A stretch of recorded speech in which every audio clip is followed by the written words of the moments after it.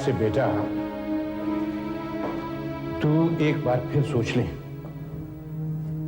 मेरे सोचने से कुछ भी नहीं होगा दादाजी। और फिर मैंने हर बार सोचा, सोचना तो अब उमा को है दादाजी। वो क्या सोचेगी अनिरुद्ध? वो बेचारी तो मासूम है। वो तो सिर्फ इतना ही सोच सकती है कि वो तुझसे प्यार करती है। इससे आगे कुछ सोच ही नहीं सकती। अनिरुद्ध, तुम्हें पाने के लिए उसने सब कुछ छोड़ डाला।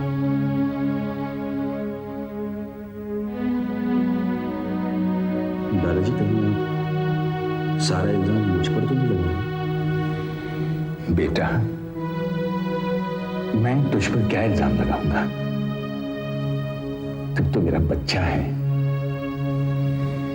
मैं तो बस इतना ही चाहता हूं कि तू सुखी रहे, तुझे कभी किसी तरह की परेशानी ना हो। मगर ये सब कुछ जो हो रहा है, उमा का यूं चले जाना, तेरा परेशान हो जाना, ये सब देखकर मुझे परेशानी हो जाती है।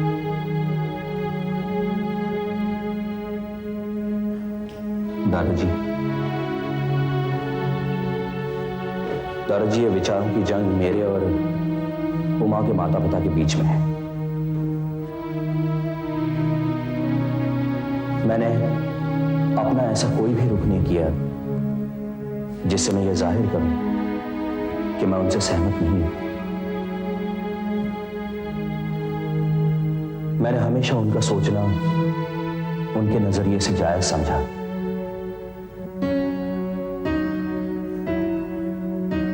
और फिर दादाजी, मैं हमेशा यही सोचता हूं कि हर इंसान की अपनी एक अलग जिंदगी होती है, जो उसकी अपनी होती है, उसकी सोच अपनी होती है। लेकिन उमा के घर वालों को मुझसे, मेरे विचारों से, मेरी सोच से, मेरे पेशे से, मेरी जाती जिंदगी से पूरे तौर पर दादाजी उन्हें अनिरुद्ध गवारा नहीं है।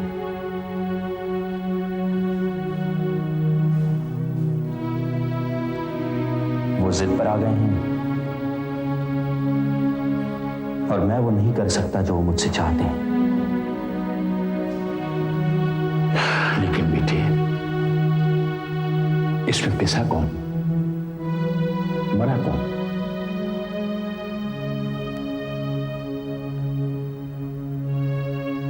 मैं जानता हूं दादाजी, उमा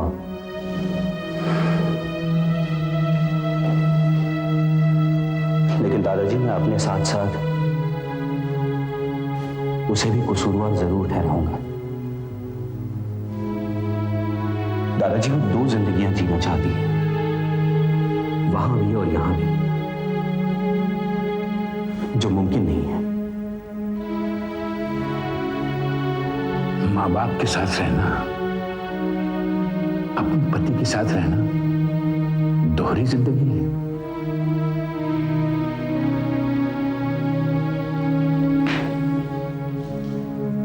नहीं दादाजी, उनके साथ रहना दोहरी जिंदगी नहीं है।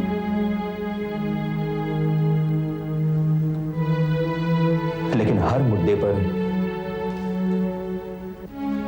दोनों को खुश रखने की कोशिश करना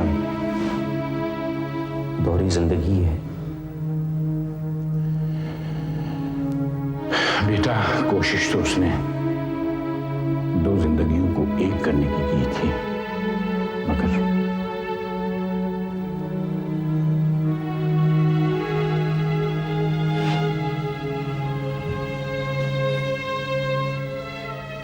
दादाजी, उमा मेरी पत्नी है।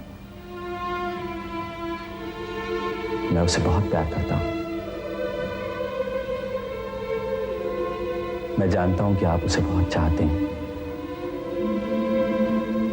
आप ये भी चाहते हैं कि मैं उसे वापस ले आऊं। मैं ले आऊंगा दादाजी, जरूर ले आऊंगा। दादाजी, मैं उसे 1-2 दिन के लिए अकेला छोड़ना चाहता हूं। वो बहुत गुस्से में गई है। एक बार उसका गुस्सा ठंडा हो जाए, उसके बाद मैं उसे समझाकर मना कर लिया हूं। हाँ बेटा, तू भी मान जा। मैं क्या मान जाऊं दादाजी? मैं उनके साथ बिजनेस शुरू कर दूं, या मैं ये मानकर चलूं कि मुझे हर रिश्तेदार, हर मेहमान के सामने ये कहना है कि मैं टीचर नहीं हूं, मैं रिसर्च स्टूडेंट हूं और मैं अमेरिका और कनाडा जाने वाला हूं। और फिर दादाजी, जिस चीज पर वो लोग इतना जोर दे रहे हैं, वो दौलत, वो शान, वो रुतबा, वो हीरे जवाहरात, क्या वो सब आप मेरे लिए नहीं रखते? अगर मैं आपको नाराज करके छोड़ आया हूं अपने एक मकसद के लिए, तो क्या मैं वो मान जाऊं दादाजी?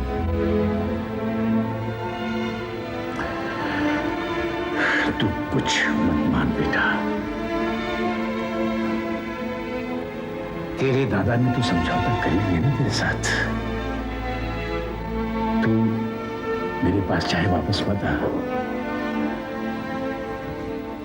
पर मेरी उमा को ला दी मुझे। तो करेगा ना? ले आऊंगा दादाजी, जरूर ले आऊंगा। जीता रहे बेटा, जीता रहे मेरे बच्चे।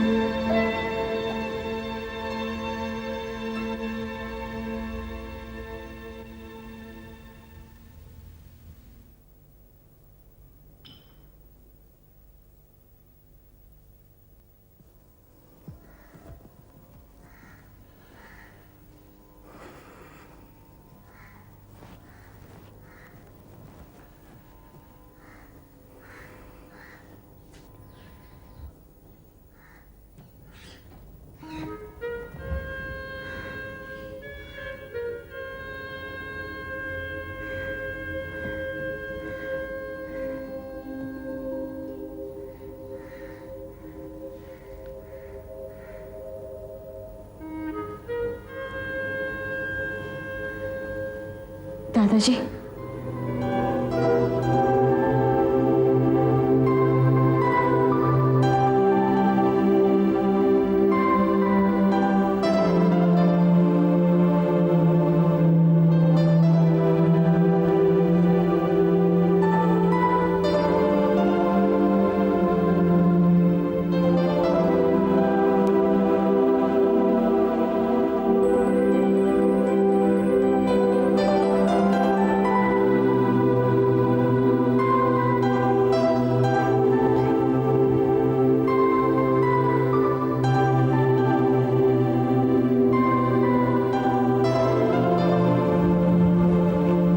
बेटी, सदा सुहागिन रहो।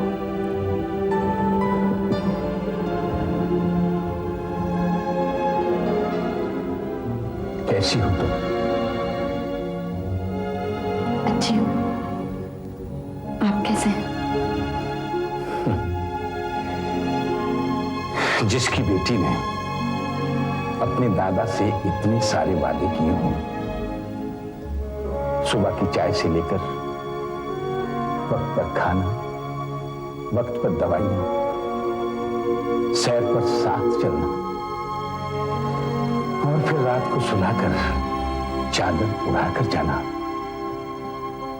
अगर एक बेटी ये सारे वादे तोड़ दे, उसका दादा कैसा हो सकता है?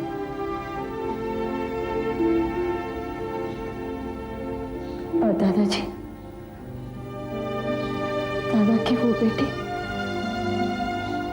जिसने एक घर देखा हो, उस घर में सुबह देखी, सूरज की किरणें देखी, रात की चांदनी में गुंधा प्यार देखा हो, दादाजी की गोद में बच्चे देखे हो, और अचानक उसे समझ में आया कि ये सब सपना था। तो वो बेटी चाहते हुए भी अपने दादा की ख्वाहिशें कैसे पूरी कर सकती? बहुत चलना पड़ता है ना बेटी जिंदगी में, पैदल पैदल पैदल।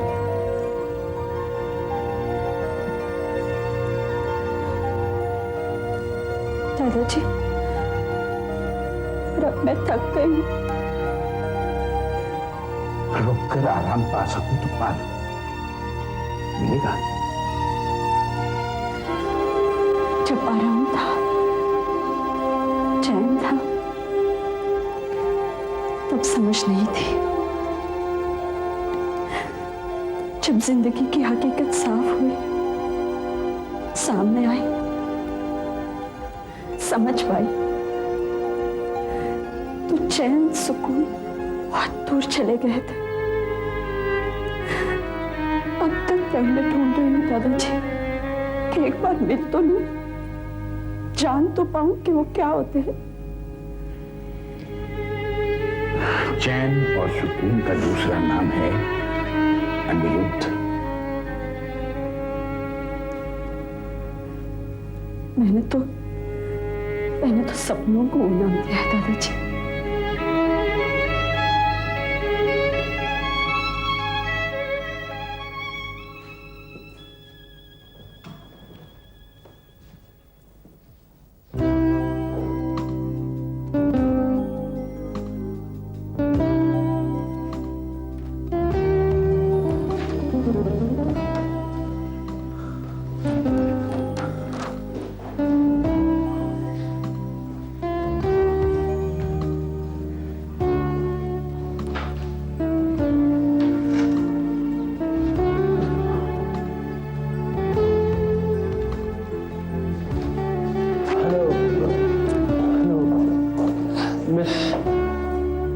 मिस रुशाली,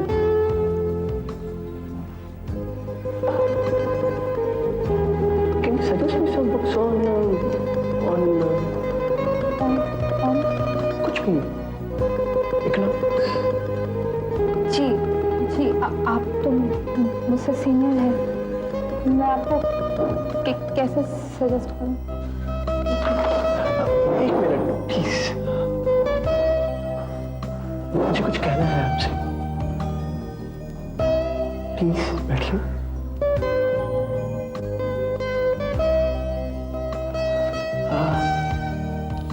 कुछ कहना है, आई मीन कुछ पूछना है आपसे।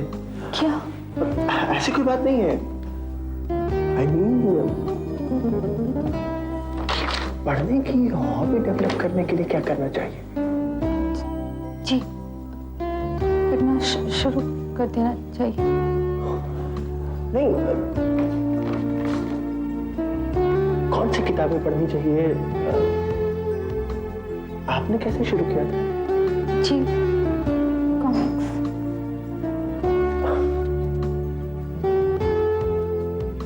मेरा मतलब था आप आजकल क्या पढ़ती हैं? आजकल क्या पढ़ रही हैं आप? डाकघर। डाकघर? अरे ये तो टीवी में आता है।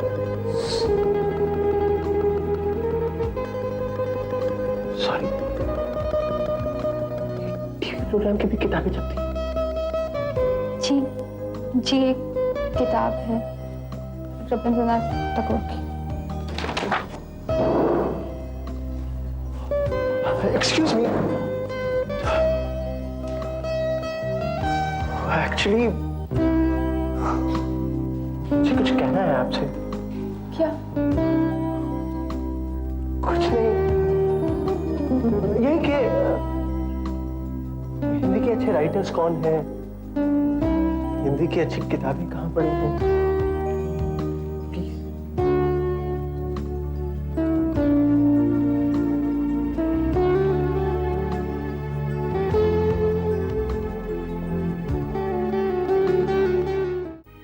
और कितने समझौते करती मैं, हर कदम पर मैं ही तो चुपती रही। वहां इसलिए चुपती रही कि कहीं मेरी मां के अहंकार को ठेस न पहुंचे, कहीं उन्हें यह न लगे कि अनिरुद्ध से शादी करके मैंने उन्हें बहुत नीचा कर दिया। और अनिरुद्ध को मैं ये बताती रही कि मेरे माँ बाप चाहे कुछ भी बोले, वो दिल के बहुत मासूम हैं। वो मुझे और अनिरुद्ध को बहुत प्यार करते हैं। यही खेल में हर रोज खेलती रही। जब भी वो एक दूसरे के सामने आते तो मैं एक नकली हंसी हंसती थी, चाहे अंदर से कितनी भी रो रही हूं।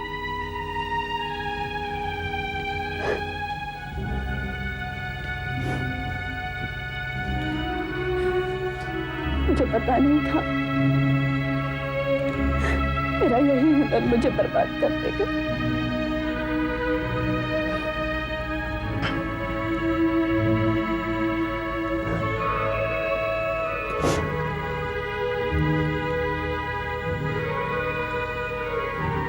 सुखी तो बेटा वो भी नहीं है तुम्हारे बिना। शायद आज भी उसे तुम्हारा इंतजार है। नहीं दादाजी, उनकी मंजिल अलग है, उनका मकसद अलग है, और उसके सिवा उन्हें और कुछ नहीं दिखाई देता। नहीं बेटा, तुम उसे गलत समझ रही हो। दादाजी, इस एक साल में न कभी खत, न कभी फोन, न कभी मिलने की कोशिश। शायद कुछ और बात हो। मेरे ख्याल से जरूर कोई बात होगी।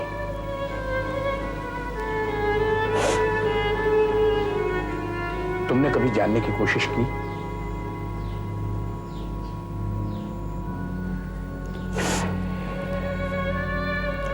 बेटा, कभी कभी इंसान की आवाज दूसरे इंसान तक नहीं पहुंचती।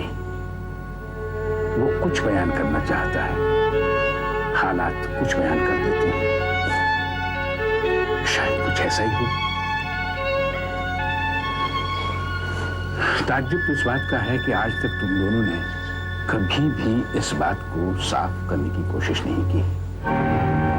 बस एक दूसरे के खिलाफ शिकायत ही लेकर घूम रहे हैं। दादाजी, शिकायत भी उन्हीं से है ना, जिनसे न दूर रह के चैन और न ही पास बैठ के आराम।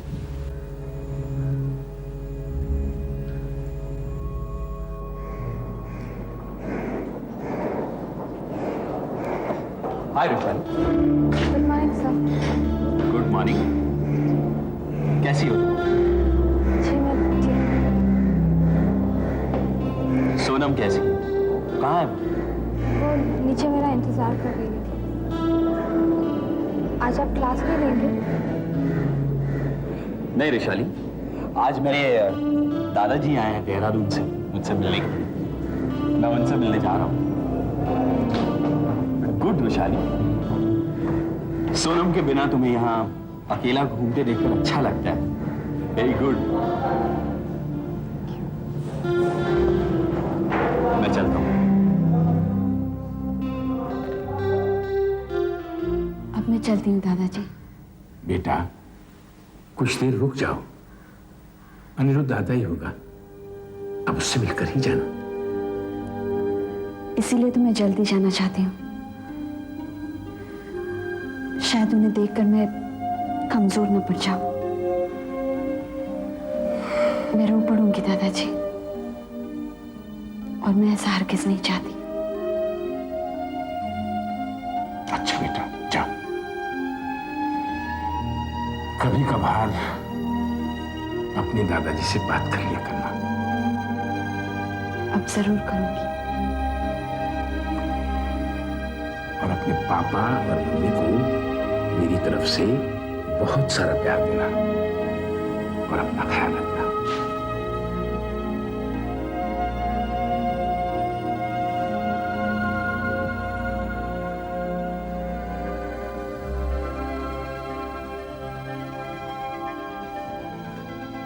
जीती रहो बेटा, सब स्वागत।